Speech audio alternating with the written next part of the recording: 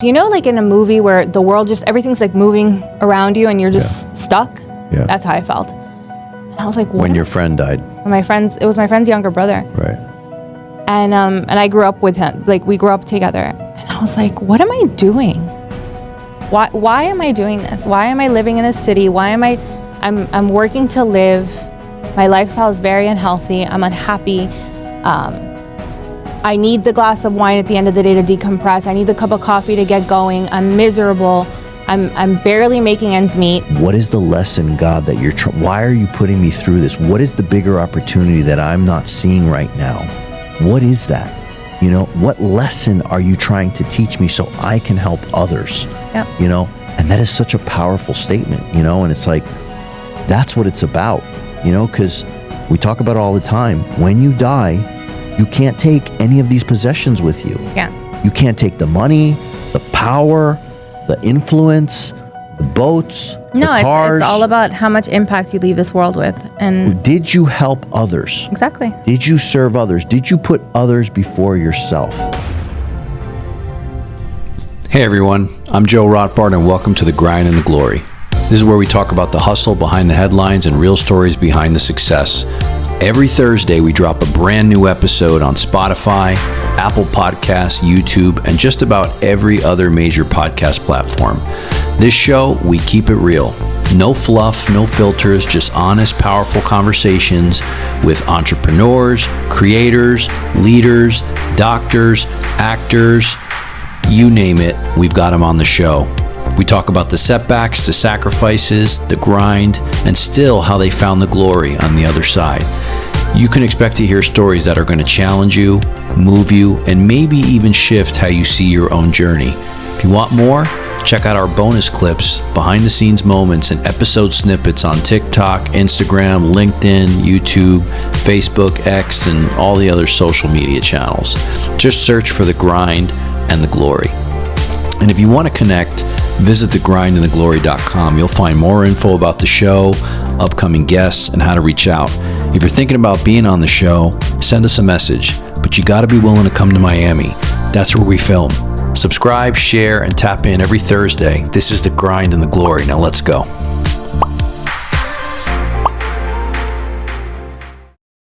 Hey everybody, welcome to episode 10 of The Grind and the Glory. I'm your host, Joe Rothbard. I can't believe we've done 10 episodes. That's amazing. I guess that's like my first milestone, right, Shay? So, all right. So excited to be back. It's interesting. It's an interesting time right now. We're 2 days away from the World Cup. And as you can see, I have my brand new latest USA jersey, Go Team USA. Our group is a little, it's not an easy group. People think our group is going to be easy. It's actually, do you follow soccer at all? Do you know anything about soccer? All right, well, I'll just fly through this. I know it starts on the 11th and ends on July 19th. Okay. All right. Well, good enough. So that's you know more than most. So Team USA's group has Paraguay, Australia, and Turkey. That is a very tough group. Turks are extremely tough players. That's going to be a tough game. The Paraguay game, that is not an easy game. Paraguayans are tough players, and Australians are psychopaths. And when I say that, I mean they're the ones that do like those crazy chants. What are those chants called? Shay, do you know what those chants are called? The ones that they do, like the haka haka chants. I don't know what they're called. I'm probably getting it all wrong. But like they play rugby. And before these games, they do these things. So they have this like crazy energy. So USA does not have an easy group at all. Everyone's like, oh yeah, we're going to get out of the first round. I don't even know if we're going to get out of the first round. So let's see. It's always going to be dramatic. First game is this Friday, June 12th. I'm going to be at the legendary Fritz and Franz to watch that game. That place is going to be packed.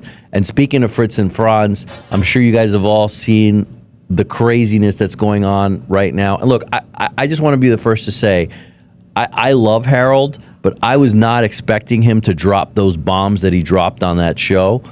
Episode 9, if you haven't checked it out. I mean, he basically went to town on Vince Lago. Like I said, I'm going to say it again. I don't know Vince Lago. I met the man once. Actually, he was a nice guy when I met him. I shook his hand. He cut a ribbon for Dr. Jackie Gomez when she opened up this integrative practice, which is a nice segue into what we're kind of going into. And that was the only time I met him. I have no idea who this guy is. So I don't even live in Coral Gables. I freaking live in South Miami. So, this whole thing on, I've teamed up with Harold. I haven't teamed up with Harold. Harold has his own beef with the city of Coral Gables. So all that stuff aside, I actually went on the comments because one guy, he was like, hey, you should join our campaign. I'm like, I don't want to join your campaign. I have nothing to do with politics.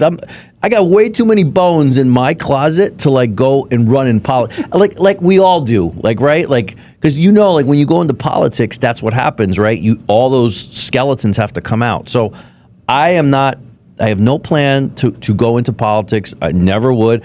Actually, there's been comments like Harold for mayor. Maybe Harold in another life really wanted to be a politician, and maybe that's why he did it. I don't know. But anyway, regardless, that's all going on. World Cup is 2 days away. I'm still excited regardless. So I said, you know what? Let's change topics today.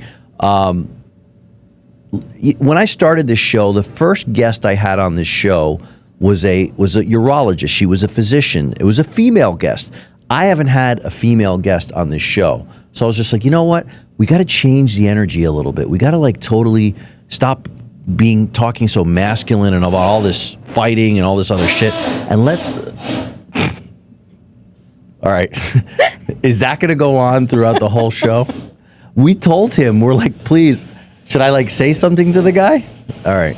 So, you never know on the grind and the glory what's going to happen. Apparently, we have these Cubanos in the back doing some construction, and hopefully it's not too loud. I literally just went and I talked to the guy, and I said, listen, papo, si puedes, no usa la máquina porque tengo que grabar. And he's like, okay, brother, está bien. And I'm like, all right, man. And right away, 5 minutes later, they're fucking drilling. So, typical Miami bullshit. Anyway. So I said, let's switch up the show today. So today's guest, we are going to soften the tone a little bit. We're going to bring it down a bunch of decibels, not like what Harold was saying where you can't get over 75 decibels. We're really going to bring it down today, and we're going to talk about wellness, integrative wellness, and peace, and yoga, and Zen, and all these other things. So I don't know. We're going to learn about all this stuff today. So I'm excited to introduce, it's not Dr. Sascha Torres, is it? Okay. Sascha Torres, welcome to the show. Thank you for having me. Well, I'm excited to have you on the show. And I'm going to be honest, I was starting to do research a little bit on you.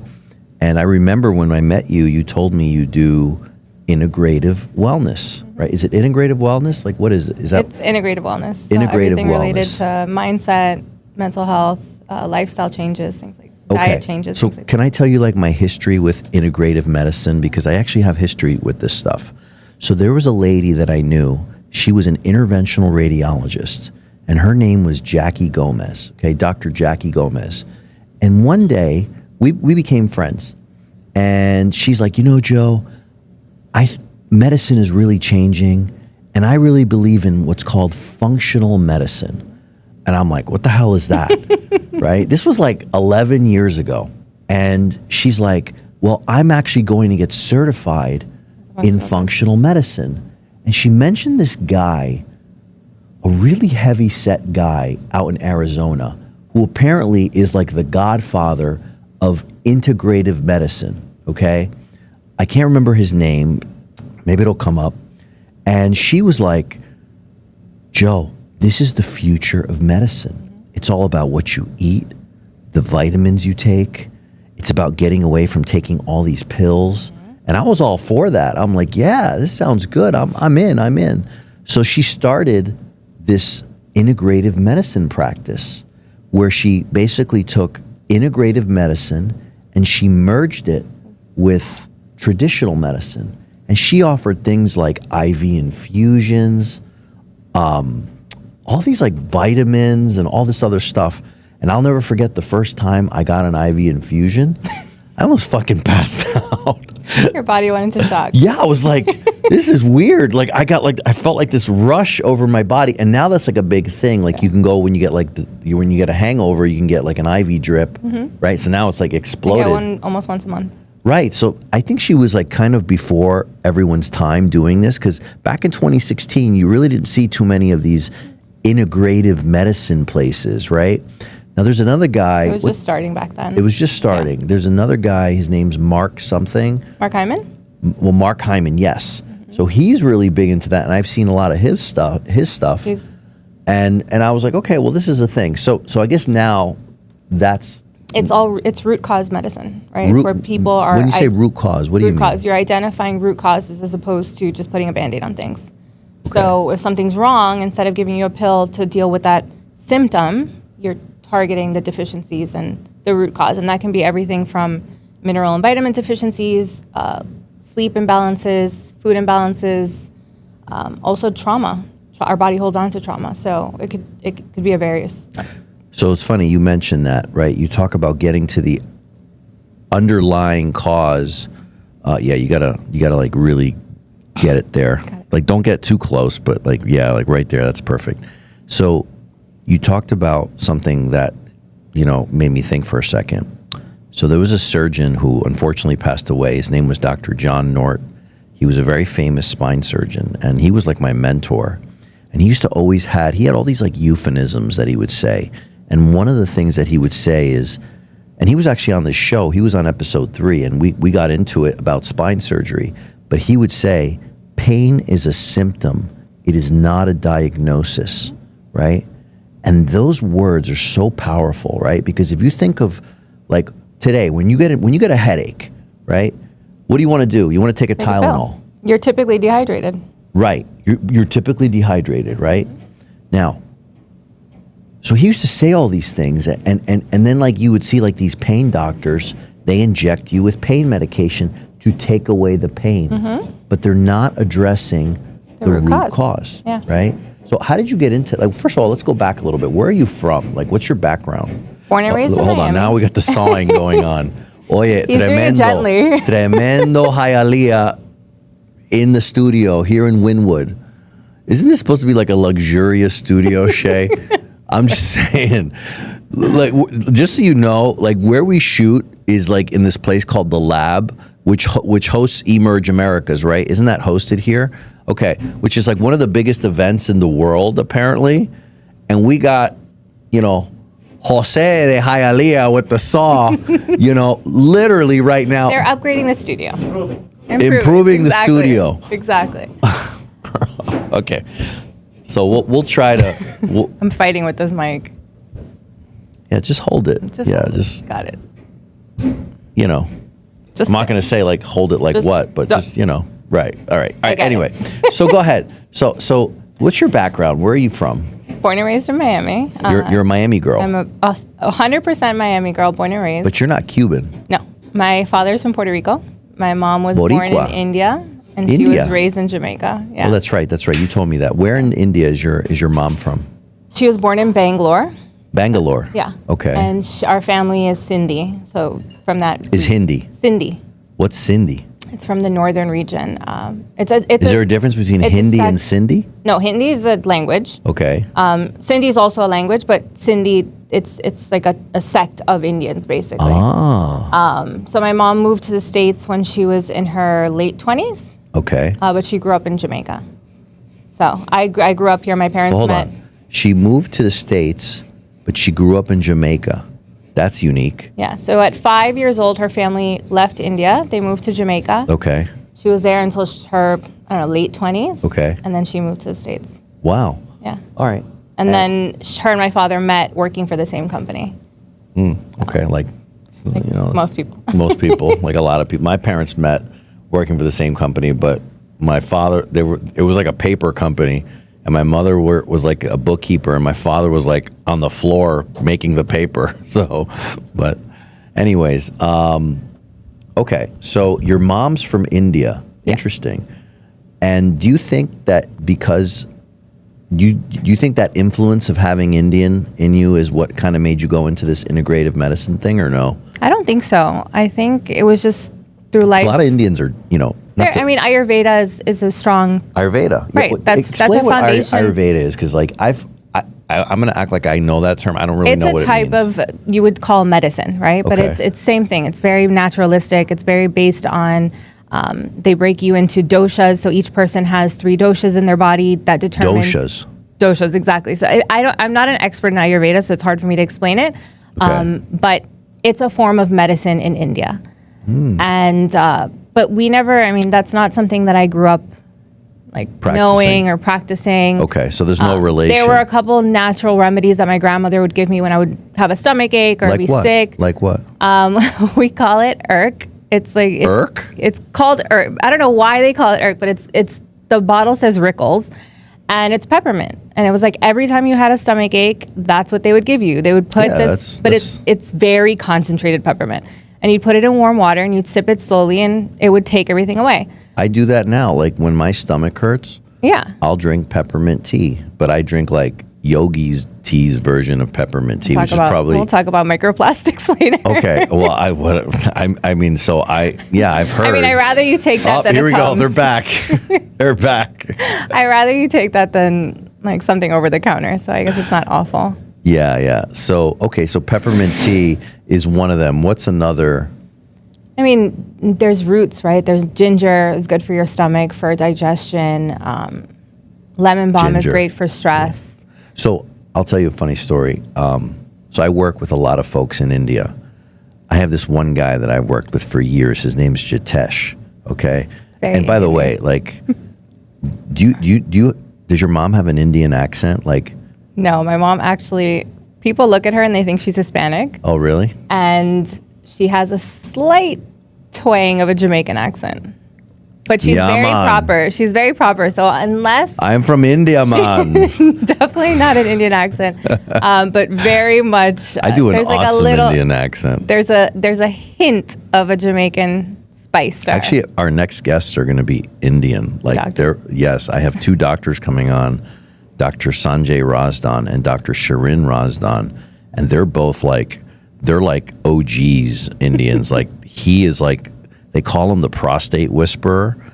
He's done more prostate surgeries. There's only 2 people that have done the most prostate surgeries in the world. They're both Indian. It's like the Northern Indian, whose name is Dr. Vipul Patel.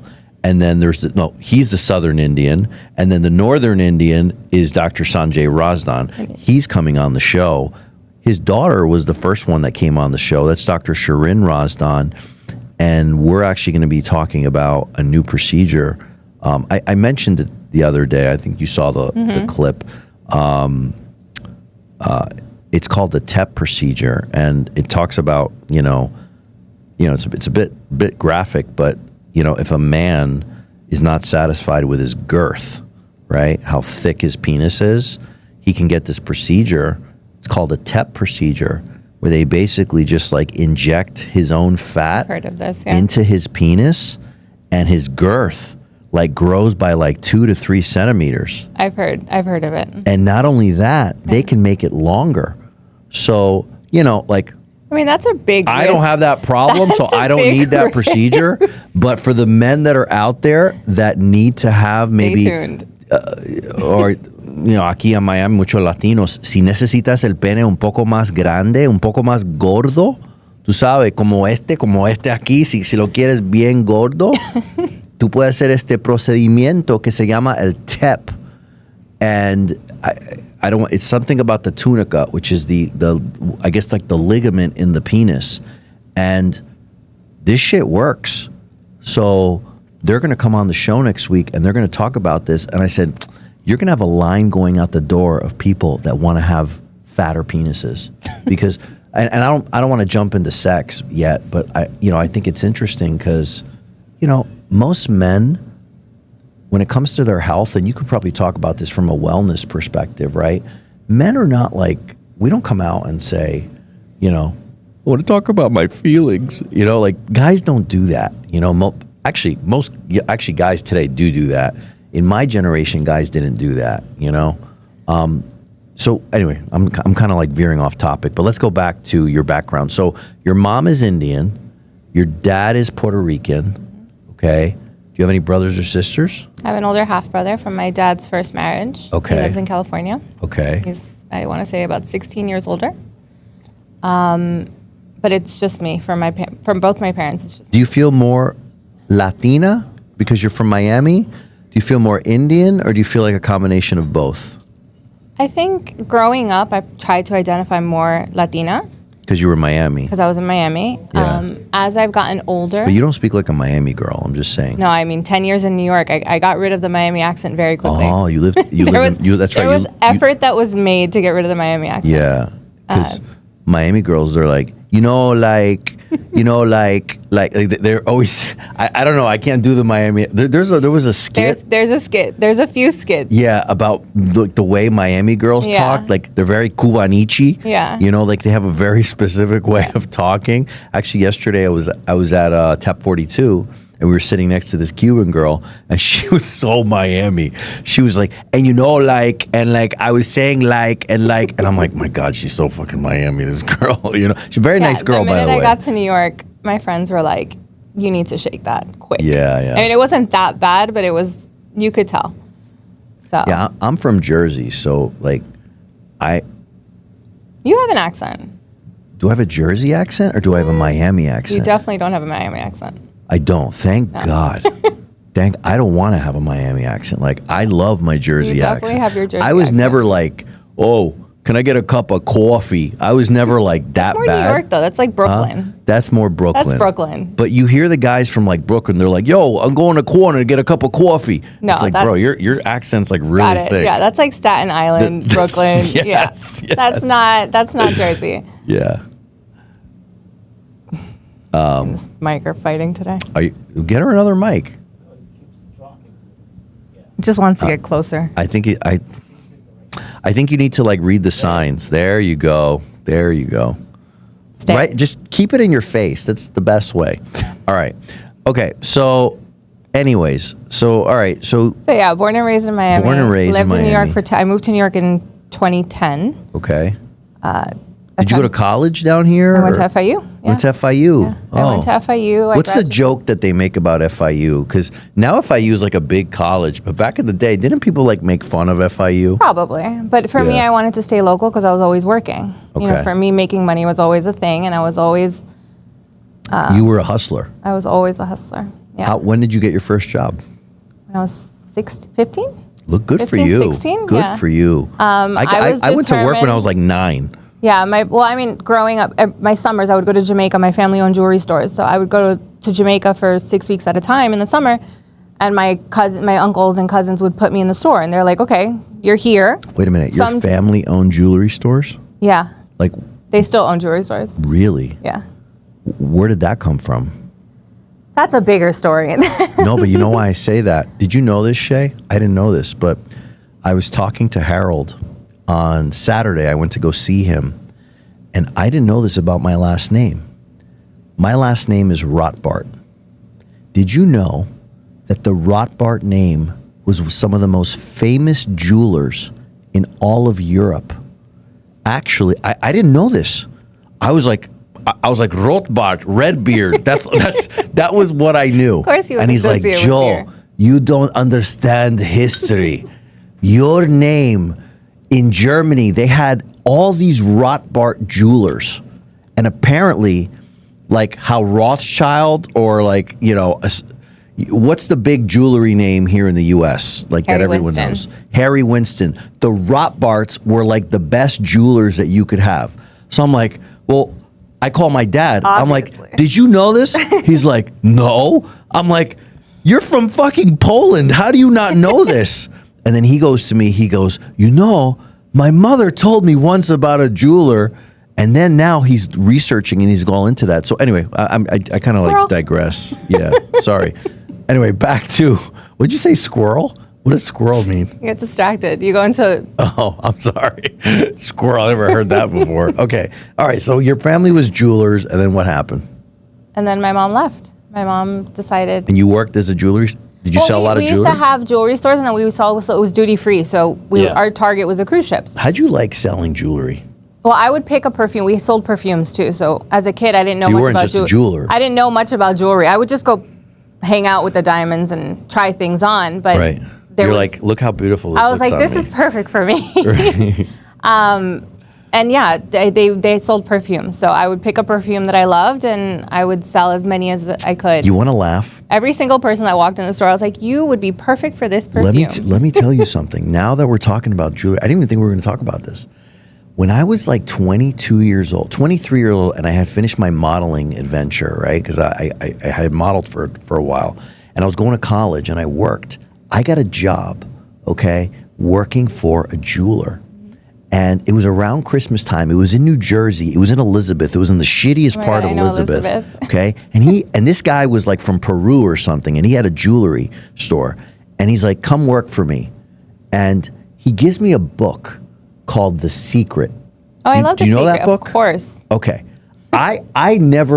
He's like, Joe, you should read this book. Because I guess he saw something in me. So I read the book. And I was like, yes, I can conquer the world. Anything. I was like, I'm going to sell all your jewelry. And I swear to God, in a week, I sold like $50,000 in jewelry in that fucking shitty little jewelry store in Elizabeth, to the point where like he ran out of jewelry. And I was just like, oh, I don't know. I never stayed in that business, but I don't know. That's my jewelry story. Anyway, so... Squirrel. So, all right. So you finished working in the jewelry store, and then what happens? I used to do that in the summer, right? And I'd go to Jamaica. Half of the time would be spending time on the beach, and half of the time would be making extra money. Okay. And then... By the way, today's show... sponsored by... It's not sponsored, but we have a delicious tequila today. You know, I always invite my guests on the show, and sometimes they drink, and some guys, they bitch out and they don't drink. But some guys are athletes, so they can't, or they don't want to drink. But I always have it available. So today we have Tequila Ocho, which is a wonderful reposado tequila. You know, you have some as well, so feel free to... I'm not a big drinker, but... Yeah, me neither. I'm not a big drinker either. So. All right. Anyways.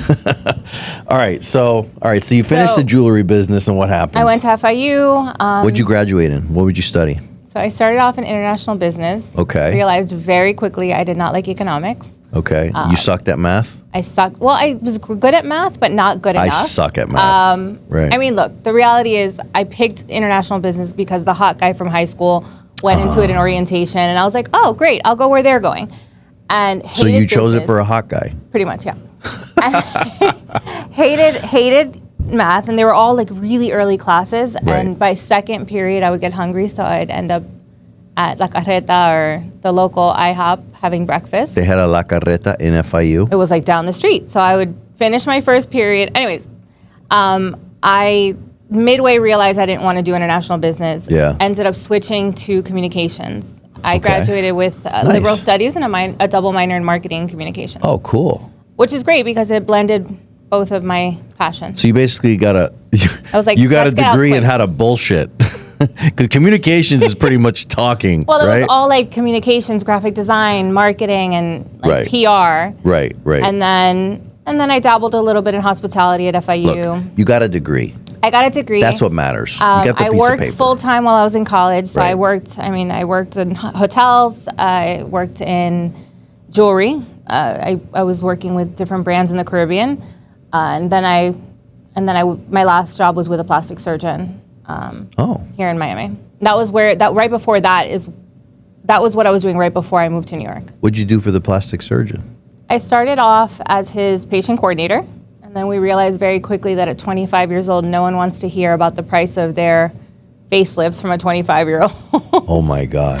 So that's a whole show. That's a whole show. Talking about facelifts. And from there, I moved into running the med spa. So that was like a bit of wellness, and I managed the med spa. So you were always kind of around that healthcare space. Yeah. And I did marketing for him. I basically did all the marketing for the practice. I helped him launch his product line. And that's it. And from one day minute to the next, I decided I wanted to go to culinary school. So I looked at him and I said, I'm leaving in 30 days. I'm going to go be a chef. He thought I was crazy. You went from jewelry to bullshit degree, communications, to working back in jewelry, then going to work for a plastic surgeon selling facelifts. I've had many a life. Then you went to a med spa, and then you're like, I'm going to be a chef. Literally. Okay. Yeah, a friend of mine sent me So you were link. always like, did you always have like an artist? Did you know our last guest was a chef? Harold? He's a I think you mentioned that, yeah. world-class chef. Like, He makes like goose liver taste good. Oof. You like goose liver? I love liver. What the fuck is with the liver? Like I hated liver growing up. My mom used to make me eat liverwurst sandwiches. No, yeah. I hated it. No, my acupuncturist says no organ meats. But let me ask you a question. Since we're talking about food and culinary tastes, have you ever had horse? No. Okay. And I have no desire to have horse. Why not? No, that's. Did you know? Did you know in Kazakhstan, the horse is actually a delicacy? It's a delicacy. That's great. So I'm good. In America, it's not. Oh, you'd be surprised.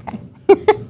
So I'm not sorry to the equestrian people out there. I'm not trying to stir up anything, but I just want you to know that in Kazakhstan, okay, I've had 2 guests on, and they're both like, yes, they eat horse in Kazakhstan. I'm like, what? Even Shay was kind of shocked. But Shay, have you had horse? Not yet. Not yet. I think we're gonna have some horse coming on the show pretty soon. All right. Anyway, I'm sorry. Squirrel. That's gonna be All right. Go ahead. So where were we? Where were we? And that's it. I moved to New York. I think. Why'd you go to New York? Was it for a guy? No, it was for culinary school. I decided to study. Hold on. Wait. Let's go back. So you go to college, okay? It keeps dropping. You gotta make it erect. It needs a TEP procedure. Have Shirin perform a TEP procedure to increase the length of the mic. All right. Poor Shay. Shay's over this. Okay, so you went to college and you were going to major in something for a guy. I was also 17. Okay. Okay. Different I'm just world. saying. Were you dating anybody when you went to Moved New York? to New York? No. Yeah. Did you just get out of a relationship? Yes. Aha. So you see, I'm connecting the dots. There's always a puzzle. Okay. So you break up with a guy. How long were you with that guy for? A year, maybe? Okay. Was it a hard break? I mean, I don't want to get into it. If you don't want to talk about the relationship, you don't. But you know what? Everything happens. You're an integrative wellness. You should be able to talk about your relationship. I'm a big believer that everything happens as it should, right? And that let go, let God. That breakup was what I needed to move into the next phase of my life. Were you devastated after the breakup? Yes and no. That's a yes. At first, I was upset, but it wasn't anything that was life changing. Let me ask you something. All right. About breakups. I mean, it is. Look, I'm not doing a squirrel because we're on kind of topic here, because this is about mental health and how to get through like trauma and when you break up with somebody, that's a trauma. Would you agree?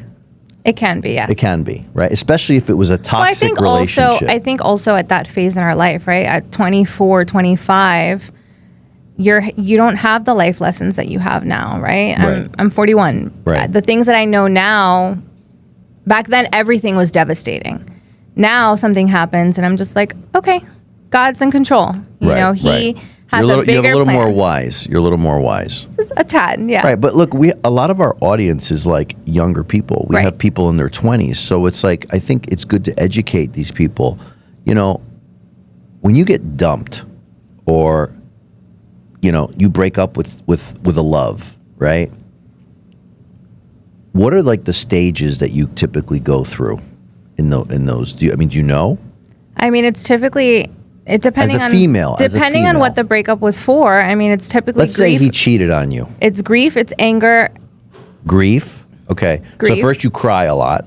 First you cry a lot. Okay. Then anger. Then you go into anger. What is that? Revenge? No, it's being angry. It's angry at who? Yourself? At yourself for not seeing the signs, at him for... Would you call him and be like, you motherfucker? No. You cheated on me? No. I mean, I know people who do that. No, when I'm angry, I go quiet. You go quiet.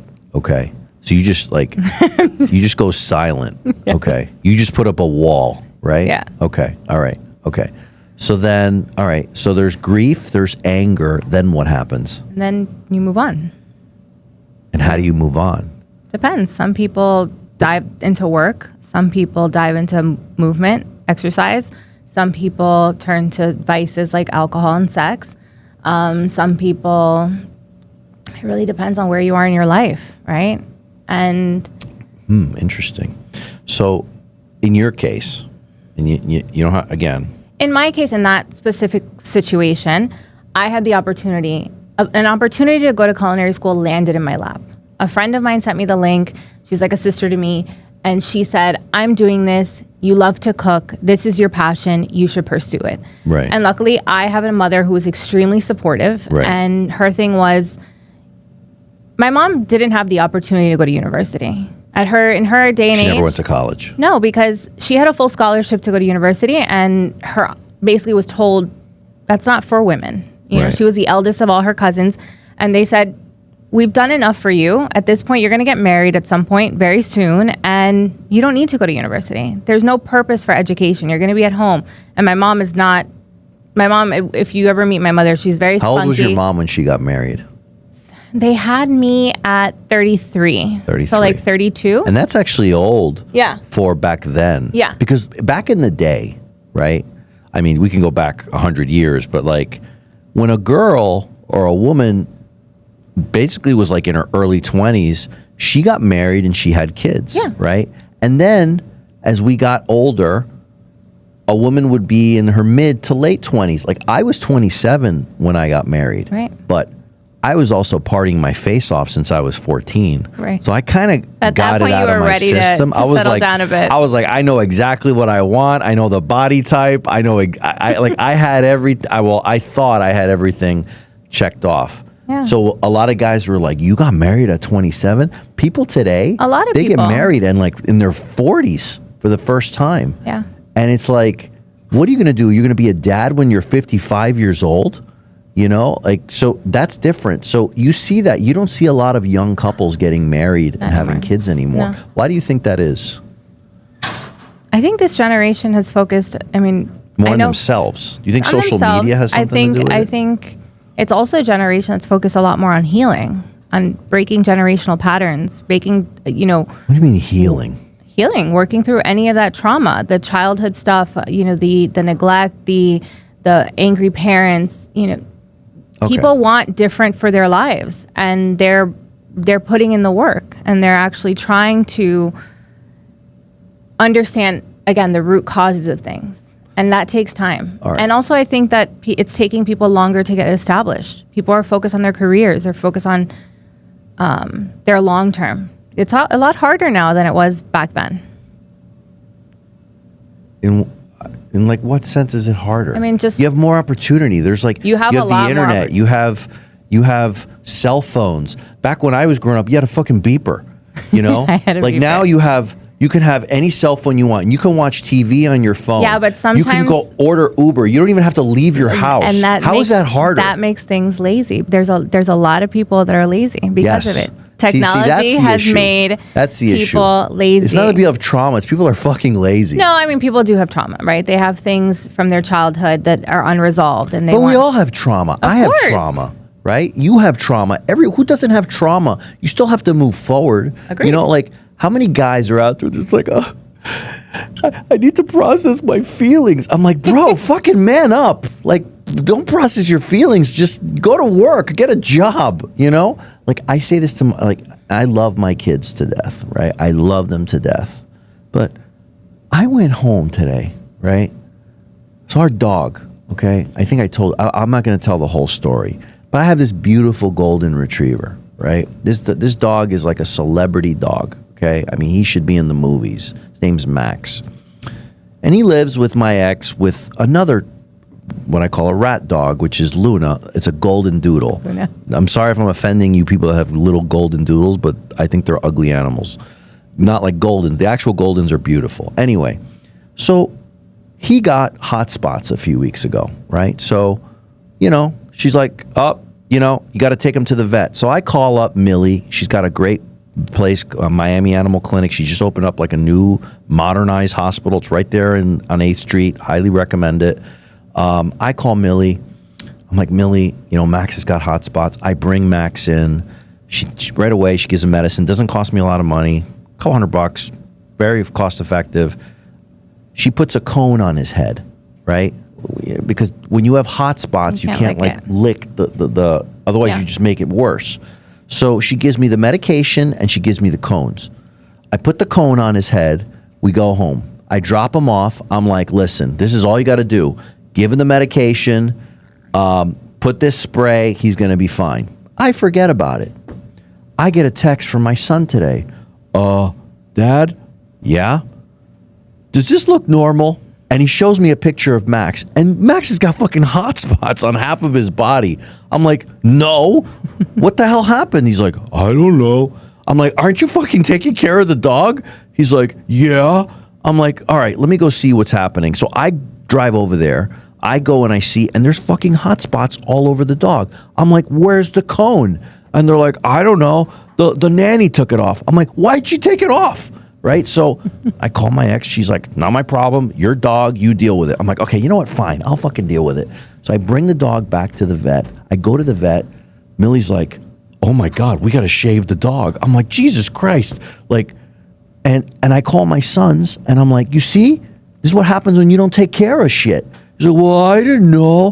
Blah, blah, blah. And I'm like, dude, you have a responsibility. How hard is it to fucking give the animal, make sure the cone stays on its head? So I'm like, you know what? I'm taking the dog. And now, all of a sudden, they're like World War III. The three kids, you can't take the dog. We love the dog. You love the dog, but the dog sit there. He weighs 200 pounds. You don't even walk the dog. He's got hot spots everywhere. Yeah, but that's not how it was when we were growing up. Well, it's when we were growing up, it's like kids were playing outside. They weren't on their phones. Yes. They weren't distracted all day.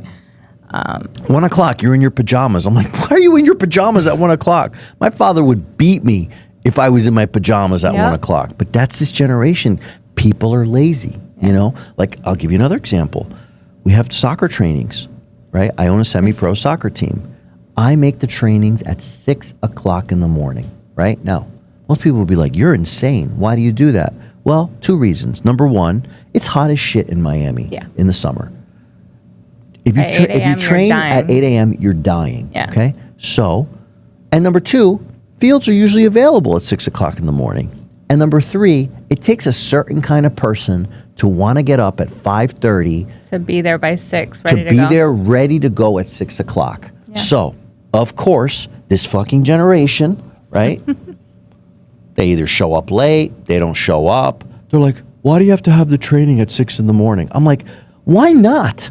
I'm like, what are you doing at 6 in the morning? What, do you want to snuggle in bed? Do you want to be cozy and like, you know, drink hot chocolate? You want to bring you like marshmallows? Like, get up. You're a fucking man. Come train. But that's routine. That's setting your routines. It's the same thing. But let me tell you, it worked because I did it years ago with my co-founder, who's Dutch, who played with me. And at first we had the same problem, but you know what? By about month in, we had 40 guys showing up at 6 o'clock in the morning to train. You know why? Because they needed to be led. They're like children. You need to lead them, you know? And that's the role of a man. It's to lead, you know? And this goes into, this is where I get biblical, right? We'll talk about, you know, we'll talk about integrative wellness and all that. But in the end of the day, right? Why was a man put on this earth? I'm going to ask you, why was a man put on this earth? To lead and protect. To lead and protect. And why was a woman put on this earth? To nurture. To nurture. To be the heart in the home, right? And that has fucking gone out the window. Out the window. Right? Most men today, they live with their mommy. They have no money. They don't know how to lead. They don't know how to protect, right? They can't take care of a woman. And then they wonder why the women are so masculine. And then they wonder why women are like men. Yeah. And all these women, beautiful. This girl I met yesterday, she's gorgeous. 35. Should have like 4 kids already. I would have been like, I would have put 4 kids in you in 2 minutes. 35, single. And I'm like, what is wrong with our society today? And I see the guys, because all my guys that play on my team, they're all in their fucking 20s. And they're all in their 30s. And look, not all. Some of them have their shit together. Some of them have kids and everything. But a lot of those guys, they're like lost fucking puppies. They're like lost puppies. And I look at that and I'm just like, if we got attacked in a war, we would lose in 12 hours. Yep. They would wipe the floor with us because we don't have men anymore. And that's why I respect Trump and what he's trying to do. Like he's like, we're bringing push-ups back to we're bringing push-ups back to PE. I'm like, yes. What happened to that? What is PE now? It's back. We used to run miles in PE. Now you don't even do that shit anymore. Yeah. So anyway, squirrel. I totally went off. But did I not hit some points? There is a point, right? Because then we go into masculinity and femininity and men and women, and to the point of the soccer, right? Having a foundational routine in your life is how you succeed. Amen. Right? And a lot of when I do deal with clients on whether it's on my elite coaching or business consulting, it's very much setting those foundations. As kids thrive with routine. Babies thrive. They need a routine. They need it, right? And they have no stress. Adults, we want to rebel and we want to say, oh, I don't need anyone telling me what to do. I don't need a routine. I don't need this. I don't need order.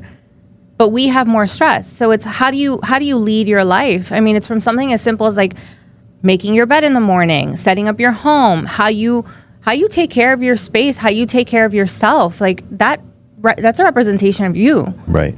And if your home life isn't organized and your home life isn't in order, then how on earth are you going to expect anything else in your life to be in order? People wonder why they don't sleep well, where they have anxiety. Well, I'm guilty of that. I don't sleep well. So. Well, why? And stress. And it's like, I guess I'm a mess. I guess I'm one of the ones that I'm complaining about. I don't know. Well, and stress can be managed. I mean, there's certain things that we have no control over. How do you manage I get stress? That. What are some of the tips that you have for managing stress? Routine is key. Routine is key. For me, if I'm out of routine, granted, life happens. Things are going to happen. You're going to fall off a little bit. But if you have basic foundations that can help you recalibrate, you're good.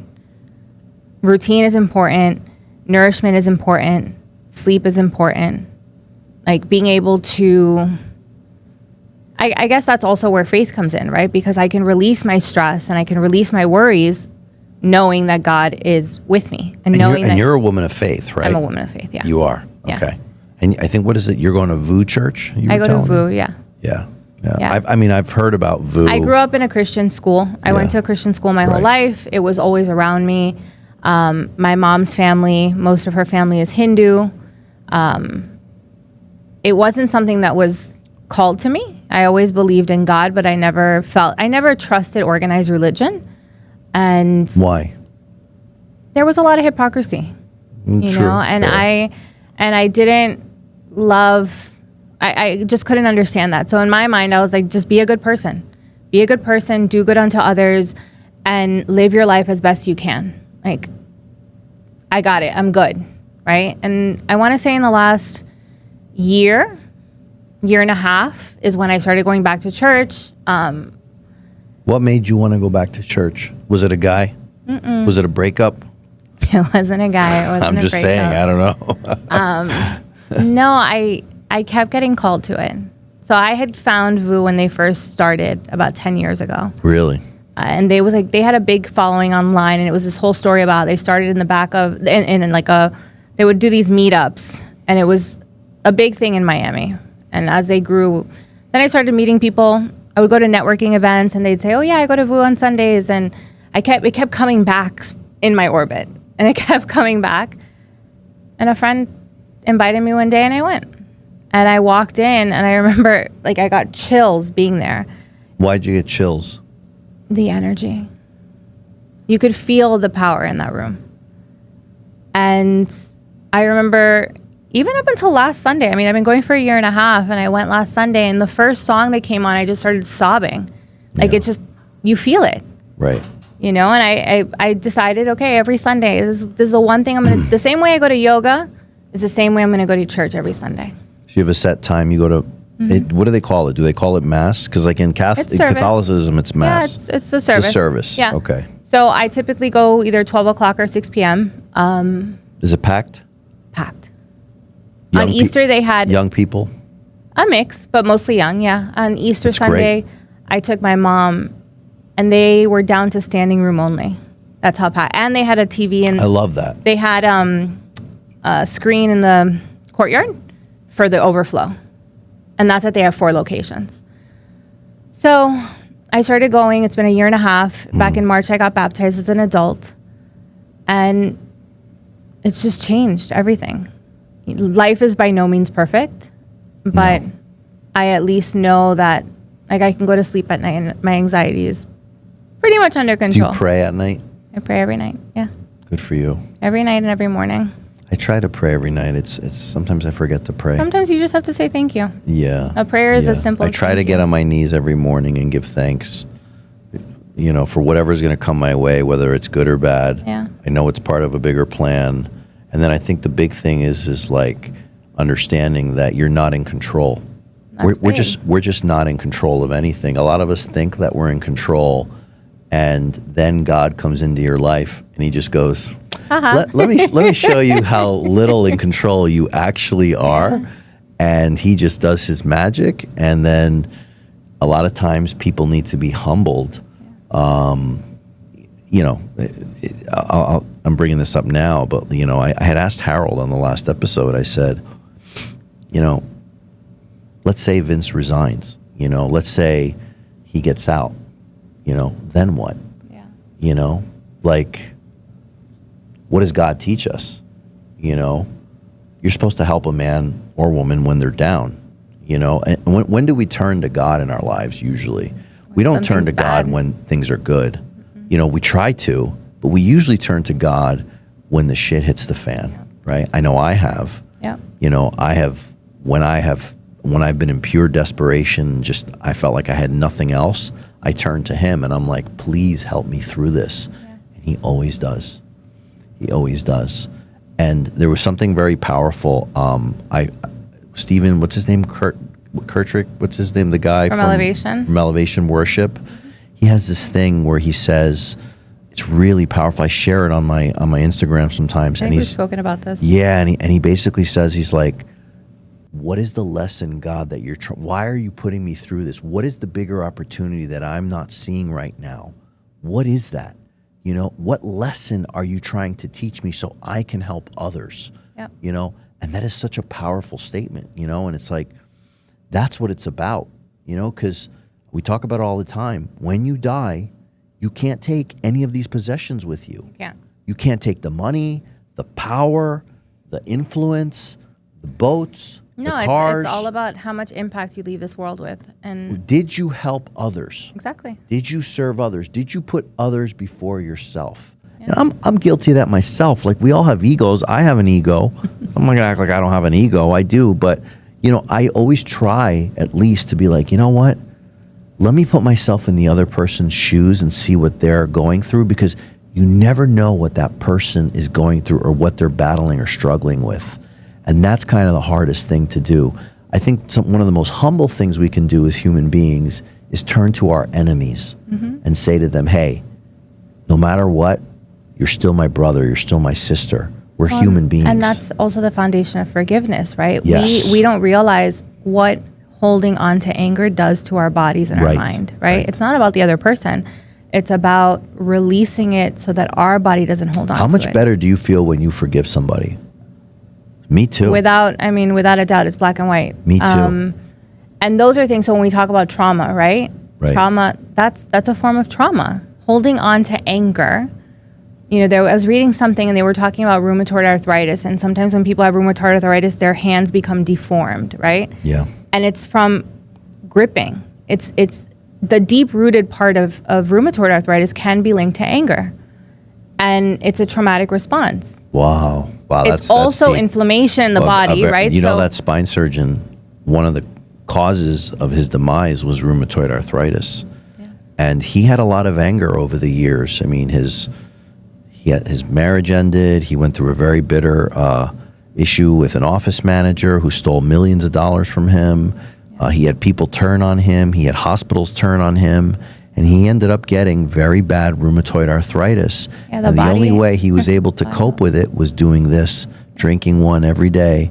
Yeah. And I used to be so worried about the man. And that's another form, right? Right. The coping mechanism. I posted something recently about this where our body whispers, and the need for that to cope is a sign that your body is struggling. Your body's telling you something. Your mind is telling you something. So figuring out how you can cope with life without that. Yeah. Because at the end of the day, look, no judgment, right? Alcohol is alcohol. A lot of people drink. Right. But it is a form of poison. It is, So, 100%. And if you need it, Here's the poison. if you need it to decompress and you need it to let go of the day, then there's something to talk about, Right. you know? And I mean, I've gone long periods of time without drinking. I've needed it daily at some point, you know, when I know people that like they completely quit alcohol, and like kudos to you, you know, and it's like I just like the taste. I mean, I love a great glass of wine. I'm a wine girl. Yeah, I'm not big on the wine. But like a good scotch, you know, on ice, Yeah. or like a nice repo with a lime tastes so good. It's like, oh, when it hits your lips, you're just like, oh, Like it's sugar. delicious. It's so delicious. I don't even eat sweets. Like, I don't even touch sweets. This is my point. That's Like, your but your it's not treat. like I have it every day. Right. You know, you have to have balance, you know, because let me tell you something. If you have 4 or 5 of these, especially as you get older, you're going to feel like dog shit. You know, yeah. I mean, I do. I'm worthless if I drink too much. Yeah. So, you know, everything's in moderation, I think. But you got to live. You got to enjoy life too. You can't Yeah, be like, I mean, can't be like, you know, look, I know people who don't drink, but they have other poisons. well, and that's the thing, right? I've met people who don't drink, who stopped drinking because they were raging they're alcoholics. crazy sex addicts. Yeah, or they're obsessed with some other form of something, right? You can't switch one addiction for the other Everybody addiction. has a vice. Yeah. Nobody's perfect. Nobody's perfect. Find me the perfect. I know priests that aren't perfect, okay? And I'm not saying that like, you know, but like nobody is perfect. We're all sinners. And that's why, thank God for Jesus Christ. You know, I say that all the time. Yeah. You know, he forgives us for he died for our sins. And that's such a beautiful like realization, you know? I mean, if you look at when he was up on the cross, you know, and he's literally getting nailed to the cross. And he literally turns and he says, Abba, God and Father, forgive them for they not know what they do.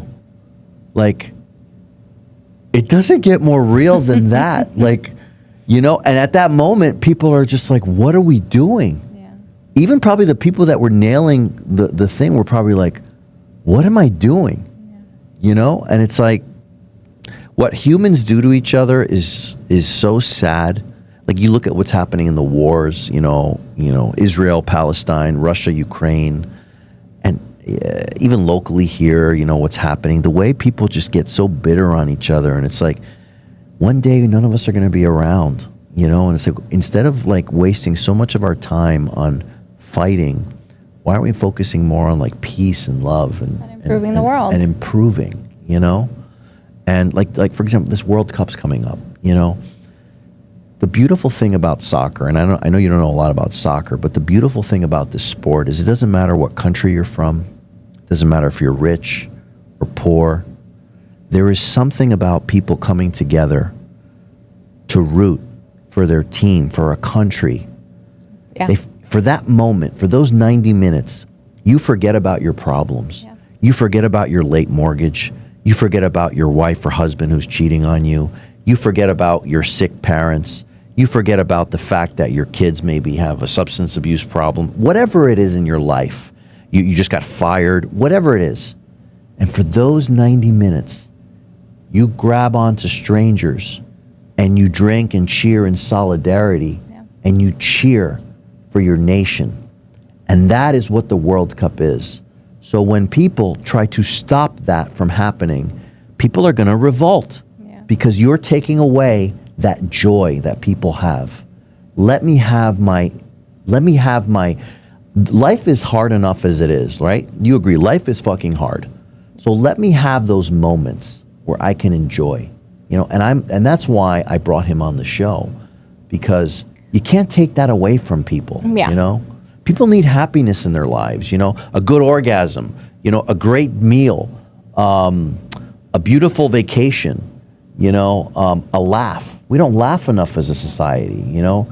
Everybody's so serious. We're so wound up. It's like fucking laugh a little bit. That's what I loved about Robin Williams. He could make any situation so funny. You know, we had these Kazakhstanis on the show. Well, they weren't from Kazakhstan, but the first thing Shay was like Borat. I'm like, yes. What was so great about Borat? He could take any situation and just make it fucking hysterical.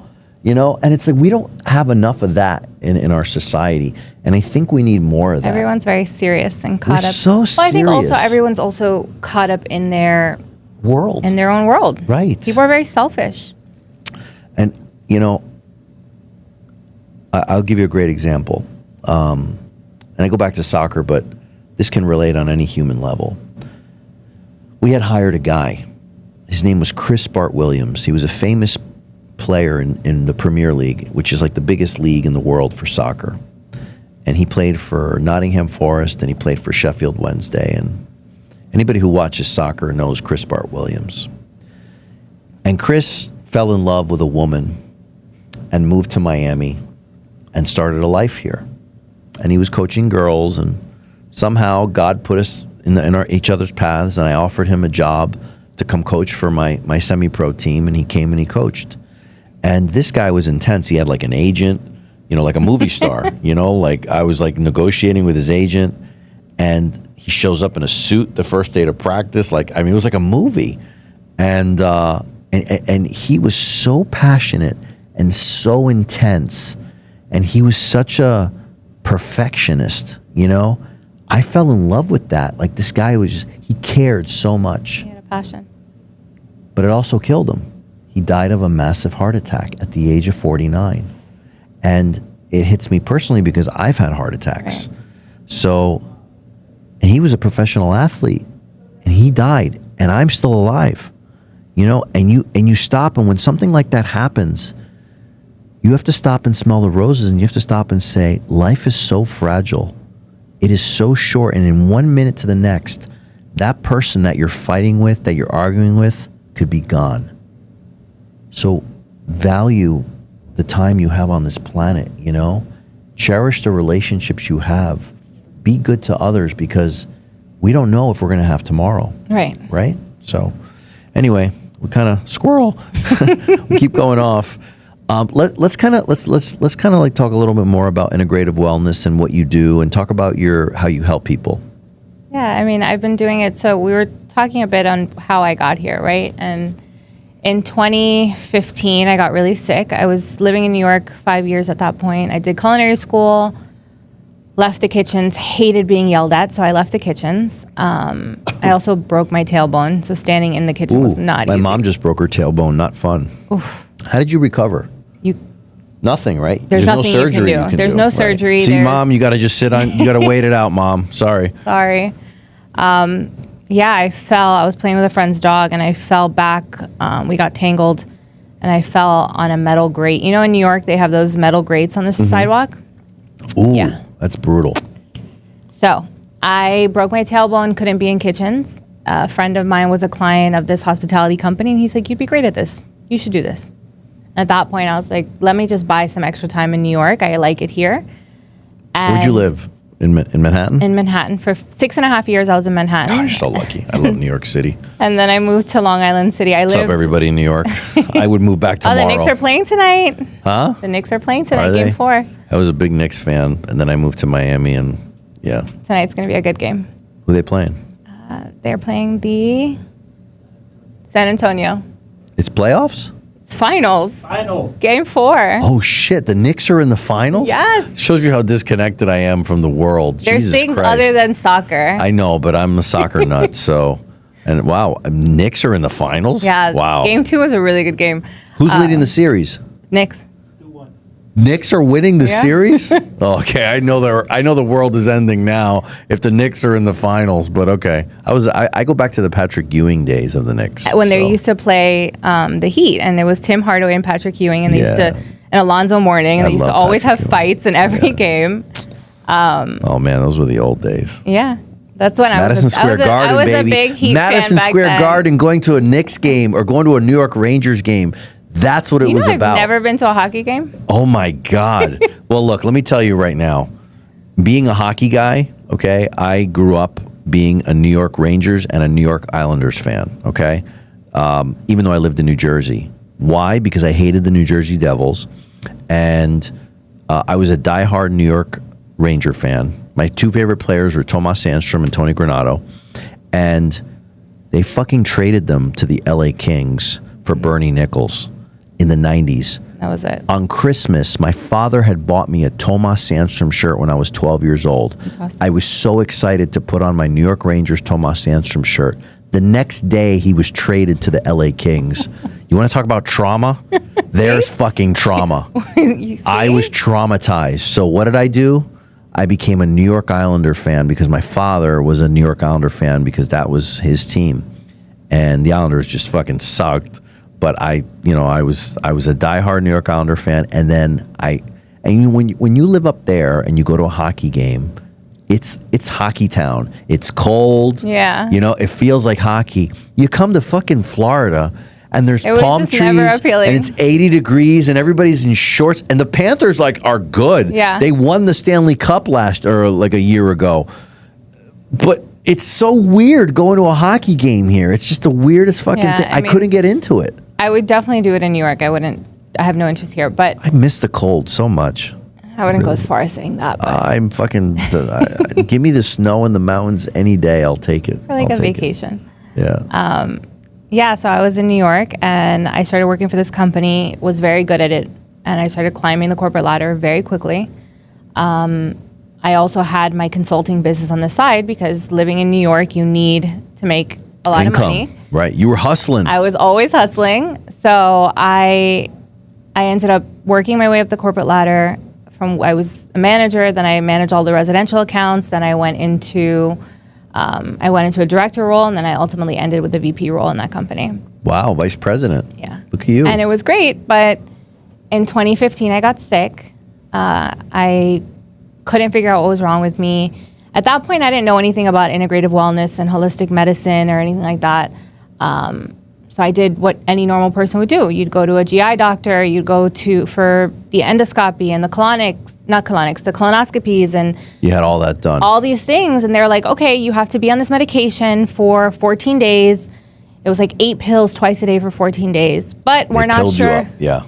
We're not sure if that's going to fix the problem. Right. Did one round of that. Nope, sorry. More tests, didn't fix the problem. Went to another doctor, same thing. Okay, here's another round of medication. By the second round, by the end of the second round, I still couldn't shake it. They put me on a third round, and I remember sitting on my bathtub, the edge of my bathtub, and I was completely dizzy. I woke up in the morning, I took my medicine, and I took a shower. I was getting ready for work, and the whole room started spinning. Wow. I called the doctor, and they're like, get off the meds. We're going to put you on something else. And at that point, I was like, F this. I'm not taking anything else. You were just a hamster on a hamster wheel. Completely. Right. That's what happens But in you're medicine. desperate, right? Because I literally would have 2 glasses of wine and throw up, and I couldn't figure out what was wrong. I was always bloated. And you're young. I was young. Yeah, I was like barely 30 at this point. I was in my late 20s. Right.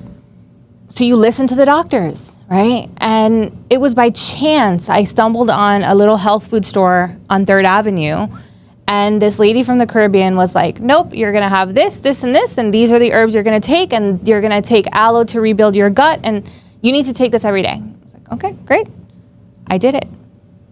I never went back to the doctor. Cured everything? Cured everything. They were like, you're going to be on antacids for the rest of your life. I'm like, okay, right. And that was 2016. Wow. Fast forward to 2017, I want to say. That was 2015, 2016. Then a friend of mine, my friend's little brother died of an overdose. Oh. And that was... I've experienced that. So my aha moment, sorry. Right? Yeah. And I remember coming out of the subway, I had seen something on Facebook, and I had just come back from a trip in Croatia. I was on a catamaran for a week, going to the fish market. I want to go so bad to Croatia. One of the best trips of my life. Yeah. I used to go quite often, actually. And I remember it was my first day going back to work, and I got off the subway, and I had seen this on Facebook, and I was like, wait, what? And I messaged our friend, and he's like, no, this is what happened. And the world just, like in a movie where the world just, everything's like moving around you, and you're just stuck? Yeah. That's how I felt. And I was like, what? When your friend died. It was my friend's younger brother. Right. And I grew up with him. Like, we grew up together. And I was like, what am I doing? Why am I doing this? Why am I living in a city? Why am I'm working to live. My lifestyle is very unhealthy. I'm unhappy. I need the glass of wine at the end of the day to decompress. I need the cup of coffee to get going. I'm miserable. I'm barely making ends meet. Well, you said that I'm working to live, right? Like, isn't that the saying that they have in Europe? Like, they basically say in Europe, you work to live, but in the U.S., you live to work. Did you ever hear that saying? Yeah. And it's so true. We don't know what it is to live in this country. At all. If I say working to live was because I could not work, right? Like, to survive in that city. Yeah, you have to work. You have to hustle. I had to have 3 jobs, essentially. I had a full-time job that I was making good money. Then I had 2 consulting clients. And it's like that anywhere in the U.S. right now. Yeah. And where I was doing consulting with marketing and social media stuff. And it was like, I was up until late hours at night just trying to make ends meet. And life was not healthy by any means. And that was August, I want to say. And that January, I remember waking up and I was like, God, just give me a sign. Give me something. What do I need to do next? And I got the notification for Institute of Integrative Nutrition in my inbox. And they were like, we've extended the promotion for the new year. Sign up today. And I was like, you know what?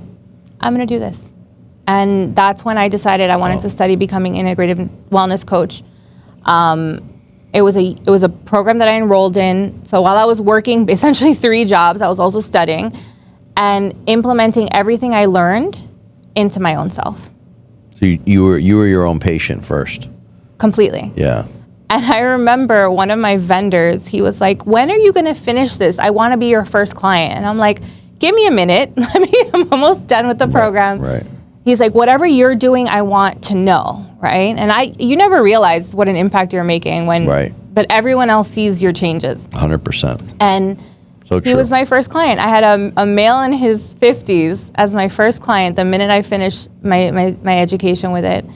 And he came on with a 6-month program, and I helped him with everything from navigating his mindset, helping his nutrition, helping his physical activity, and just like getting a better grip in life, And what was interesting, when you work with male clients, men don't get appreciation ever, right? Their life is very men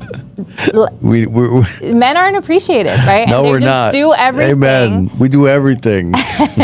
We just get shit on all day. Basically. And he was happily married. He had kids, and he had a thriving business, but he was unhappy, and he never showed that he was unhappy, but he trusted me enough that we would talk things through. And I put him on a program, and literally halfway through the program, I was ready to fire him. I'm like, he's not listening. He always has a comeback for everything. Right. And then I saw him, and I'm like, what happened to you? You look like you've lost weight. He's like, yeah, I've lost 10 pounds. I've been doing everything we've been talking about. Yeah. I'm off my medication. I'm doing this. I was like, oh, okay. And that was in 2018. So I can relate to that because I think as men, right, we go back to what I said earlier. What is the role of the man? The role of the man is to provide, to take care of the family. It's to be the breadwinner. Yeah. It's to be the plumber, be the electrician, be the everything, be the psychiatrist, yeah. be the guy who takes the dogs to the fucking vet, everything, right? And I think I can speak for most men in this fucking world. We're not appreciated. And we don't feel, a lot of times guys don't feel appreciated for the amount of work they do. And most guys will just put their head down and they'll just keep grinding it out. And it's nice when their partner can say, you know what, I appreciate you. I see everything you're doing. I kind of make the joke, when a woman has her birthday, it's not a birthday, it's a birthday weekend. Or a month. Mine's in July. And, I laugh, Father's Day's coming up. I'll get underwear, I'll get some fucking socks. And I don't give a shit. I don't really care. I don't need a weekend. I don't need a month. But there's that big thing. There's that huge difference between men and women where, women are like today, they're all about, make it all about me. It's all about me, you know, like I'm the woman. And it's like, hello, if you read what the Bible says, you're the rib. You're just the rib. It's the man and you're the rib. And women are like, oh, that's so sexist. I'm like, no, it's not. It's written in the Bible. Literally, it says it in Genesis. Yeah. The woman comes from the man's rib. So, you know, I say that because I think, you know, today, you said it, women are forced to be masculine. Yeah, and I was that person for a long time. Yeah, and I think if women just chose to be more feminine and chose to just be in their true feminine energy and let the man be a man, Yeah. things would be a lot easier. But because we don't have that, you see the way the world is today. Yes, but also it's both sided, right? So women can be feminine. So in living in New York for 10 years, I was very in my masculine. My nervous system was completely shot. I moved back to Miami in 2020, like every other person, and it took a good year for me to recalibrate. Right. And like feel grounded again. Even though I was doing all the work and I my health was great and I was cooking. I'm obviously a trained chef, so for me, eating nutritious foods and healing the body through food, like I get it. But my nervous system was shot. Like I had to hustle in New York. I had to, the energy of the city was just different, right? Yeah.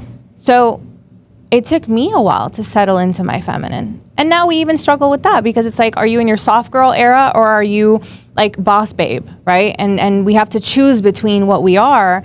And it's like, but why can't we find this happy medium of just being, yeah, you know, just being you could go women. on. You could go on and on about that topic. The one last thing I'll say is, you know, and I go back to a man being a man and a woman being a woman.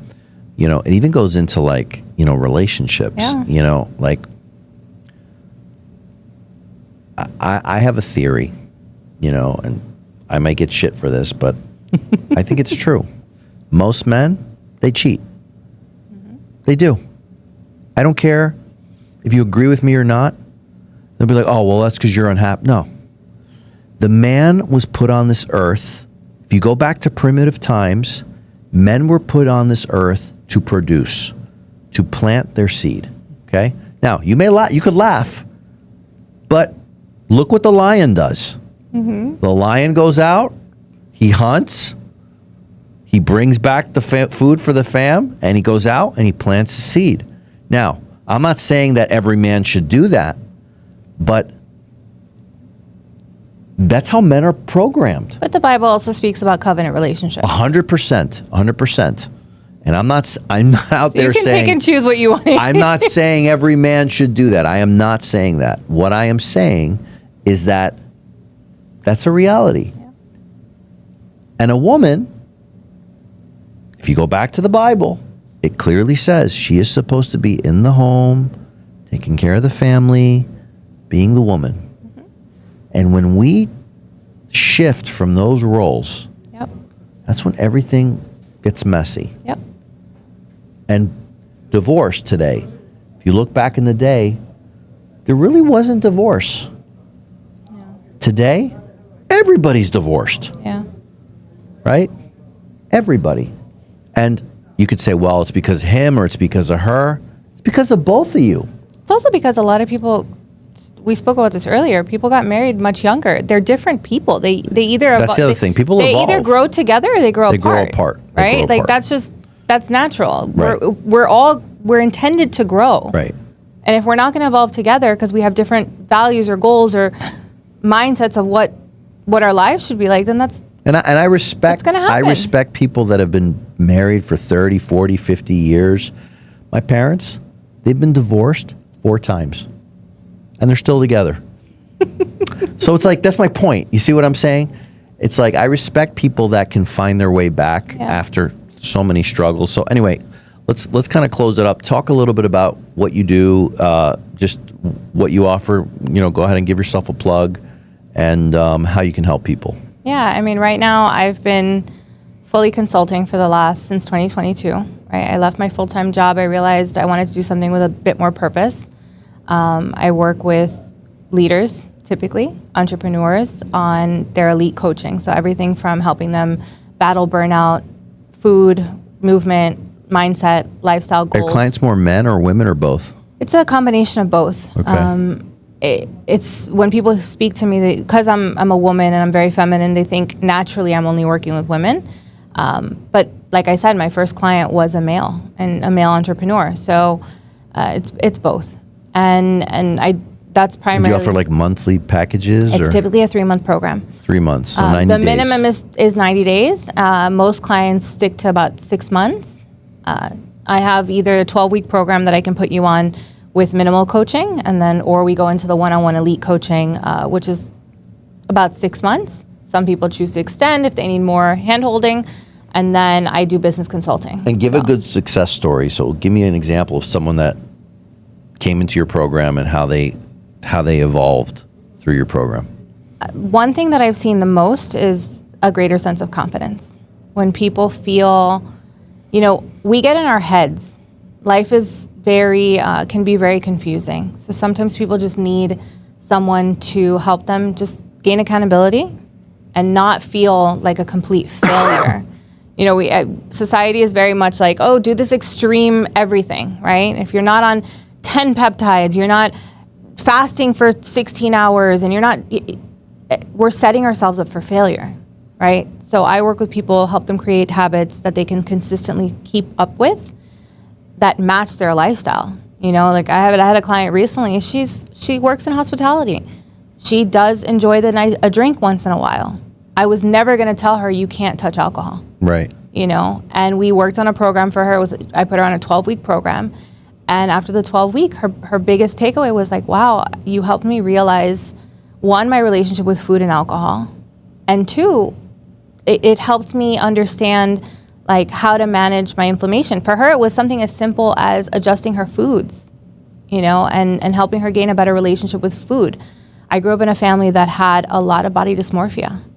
So getting a better relationship with your body, how your body responds to things. We're really hard on ourselves. Yeah. So that's typically a lot of the positive feedback that I get. And, with my clients, with the males, it's more so just feeling understood and helping them get back into their routine, because they give so much to the family and they give so much to everyone else that they hardly ever leave time for themselves. So setting them up in a way that they have the structure needed to succeed, like in their personal and in their professional. So how can people get in touch with you if they want to? Through my social media. Okay. Why don't you give everybody your social? It's Sascha _Torres. I'm sure you'll tag it. It's SASCHA _Torres. And your website? Same thing, SaschaTorres.com. Okay. All right. Well, Sascha, thank you for coming on the show. Thank you for having me. Really, it's great we need to have more women on this show, Shay. I mean, we need to soften it up a little bit. Folks, next time we got some crazy episodes coming up. We've got world famous fashion photographers that are shooting in Harper's Vogue and Harper's Bazaar and Vogue coming on the show from Spain. We've got some flamenco dancers coming on the show. One of the world's most famous flamenco dancers is going to be on the show. We also have, as I mentioned earlier, Dr. Shirin and Dr. Sanjay Razdan, who are going to come on and talk about everything about the penis. It's going to be a fantastic show. You're not going to want to miss that.